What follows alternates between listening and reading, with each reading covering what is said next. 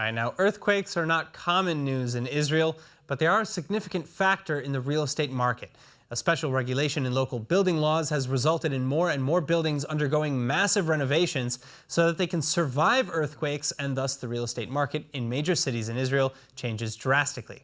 Eyal Katz, owner, founder of Skyview Real Estate Tel Aviv, joins us to explain the law that put the local market on the spin. Now, I have to ask you, what exactly does this law say?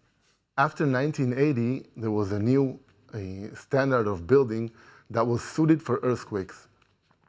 So the new law says that every building that was built before 1980, it doesn't meet the new standard of building and needs to be straightened for earthquakes. But it's not mandatory. On the other hand, if you do renovate a building that was built before 1980, you get a lot of benefits from the municipality. So what kind of benefits are we talking about, and what kind of renovations are included? It's called the Tama 38.1 and Tama 38.2. There's two Tamas. The difference between the Tamas is that Tama 38.1, you take the building, you renovate it, and the new apartments you build on the old building. In Tama 38.2, you demolish the building and you build everything from scratch. That's the major difference between them.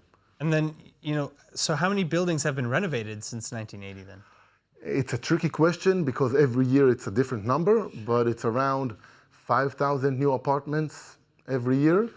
You can look at it this way, that on every 9 new apartments, 1 apartment is a Tama apartment. And I can tell you this, that the municipality are doing everything to reduce that number. They don't like the Tama. So why don't they like the Tama? That's for a different, I see. That's for the next show because it's a long story. All right, well then, so I'll ask you this, how has that affected the local real estate market, local apartments? Well, prices increase, of course, if you know that your building is going to have the Tama or a sign for Tama, but I can tell you it's not an easy process, and it takes years and years to sign all the tenants in the building and to get a building permission.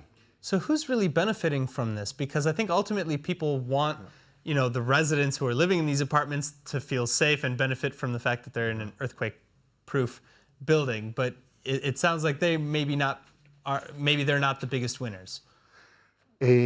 Well, I can tell you, besides the municipality that I told you they don't like it because they don't benefit from it, so the contractor, because he gets more percentage of contractor, and the owner, of course, the owner can get a mamad, he can get an elevator, a balcony, a new lobby, a parking space. And let's not forget that now his apartment is safe from earthquakes. All right, well, it sounds like there's a lot of work to be done in this group of benefits, and a lot of people who can maybe benefit from it. Eyal, thank you so much for joining us. Thank you very much.